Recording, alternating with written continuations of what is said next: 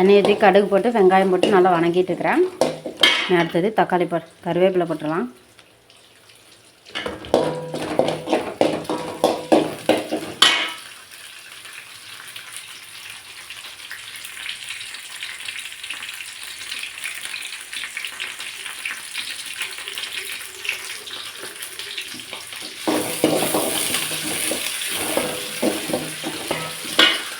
ரெண்டு தக்காளியை பொடிசாக நறுக்கி வச்சுருக்கேன். 2 தக்காளியை பொடிசாக நறுக்கி வச்சுருக்கேன். போட்டுக்கலாம்.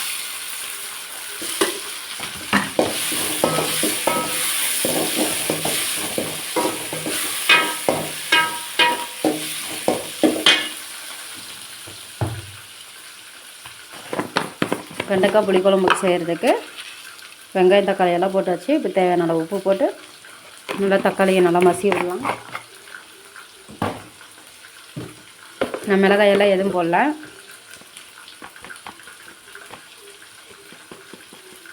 அதனால் மிளகாய் பொடி ஒரு 1.5 ஸ்பூன் போடுறேன்.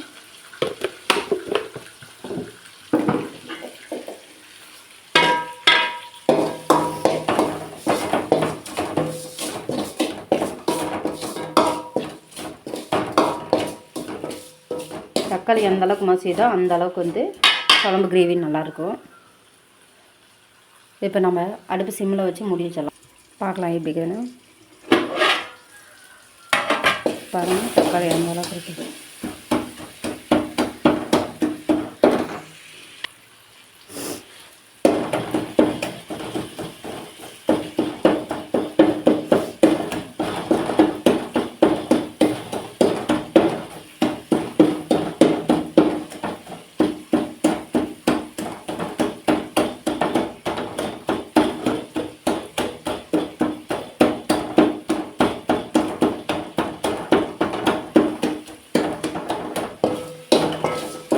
தக்காளி நல்லா மசிஞ்சிருக்குது.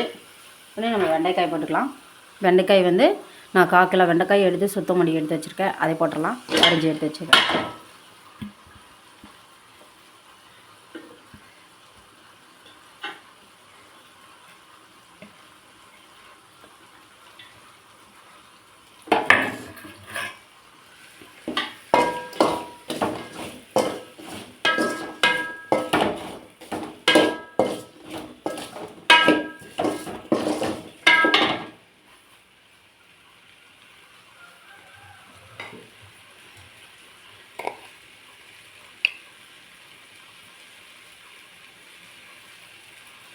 நான் புளி குழம்புக்கு போடுற பொடி அரைச்சி வச்சுருக்கேன். அதை நான் போடுறேன். 1 2 ஸ்பூன் போட்டிருக்கேன். நல்லா கலக்கிடலாம். புளி குழம்புக்கு ரசத்துக்கு இதுக்கெல்லாம் போடலாம். வெந்தயம் சீரகம் கொத்தமல்லி இதை போட்டு அரைச்சி எடுத்து வச்சுருக்கேன். கடலைப்பருப்பு இதெல்லாம்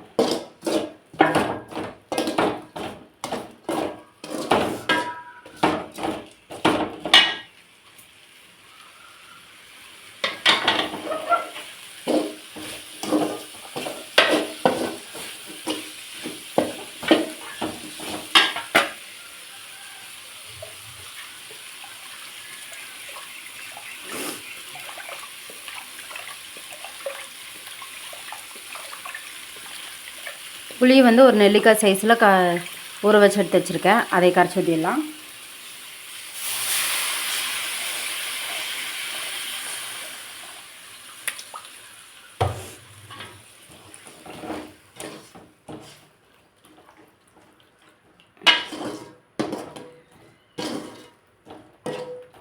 இது நல்லா வேகட்டும். நம்ம அதுக்குள்ளே போய் தேங்காய் துருவி அரைச்சி எடுத்துகிட்டு வந்துடலாம்.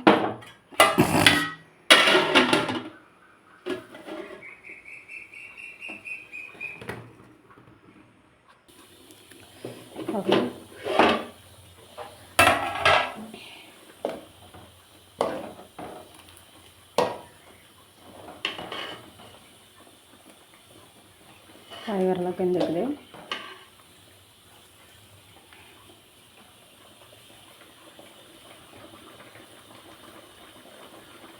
உப்பு காரமெல்லாம் இந்த ஸ்டேஜில் செக் பண்ணிக்கோங்க.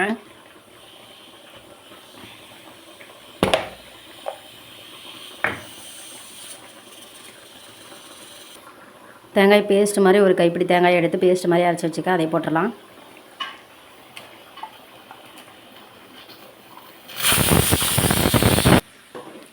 நல்லா மிக்ஸி ஊற்றி நல்லா கழுவி எடுத்துட்டேன். இங்கே பாருங்கள் தேங்காய் நல்லா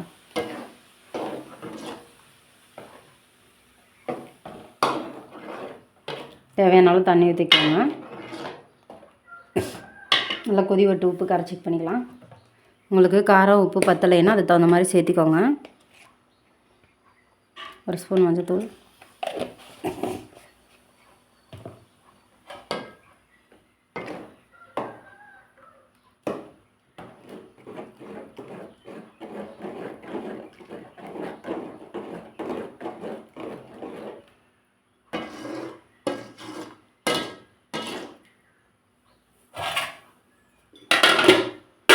மூடி வச்சு நல்லா கொதி விடுவோம். நல்லா கொதி வருது.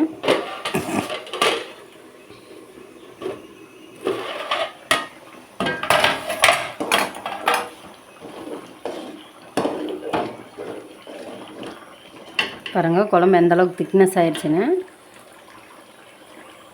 இன்னும் இருக்க ரொம்ப திக்காயிரும். நம்ம மிளகா பொடி கொத்தமல்லி தூளெல்லாம் போட்டுக்கிறோம்ல, அதனால் நல்லா திக்காகும்.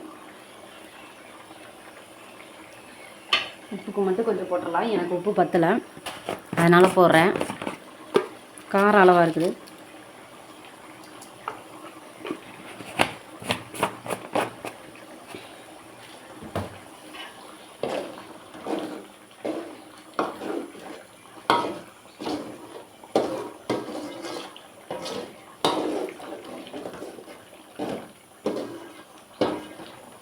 இப்படி சைட்லலாம் எடுத்து விட்ருங்க. அதெல்லாம் வந்து மிளகாப்பொடி நம்ம போட்டதெல்லாமே வந்து இப்போ கொதி வரும்போது இப்படி மேலே வந்திருக்கும். வரும்போது மேலே இருக்கும். அப்படியே கிளறி விட்டுட்டே வந்து கிளறி எடுத்து விட்டுறலாம்.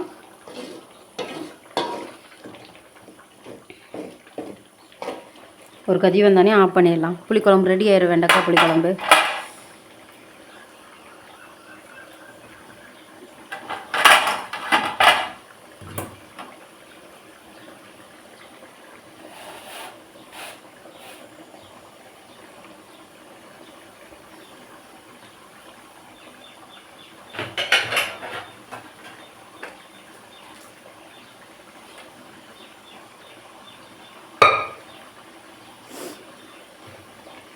நல்லா கொதி வந்துச்சு. இன்னும் இருக்க கெட்டியாயிருங்க. இப்போவே ஆஃப் பண்ணிடுங்க. உங்களுக்கு இன்னும் கிரேவியாக வேணும்னா இன்னும் ஒரு 2 கொதி விட்டிங்கன்னா ஆல்ரெடி கிரேவி மாதிரி வந்துடும். எனக்கு இதே போது இருக்க ரொம்ப திக்காயிரும். இது போல் செஞ்சு பார்த்துட்டு எப்படி இருக்குதுன்னு சொல்லி லைக் பண்ணுங்கள், ஷேர் பண்ணுங்கள், சப்ஸ்கிரைப் பண்ணுங்கள். கூடவே இருக்கிற பெல் பட்டனை கிளிக் பண்ணுங்கள்.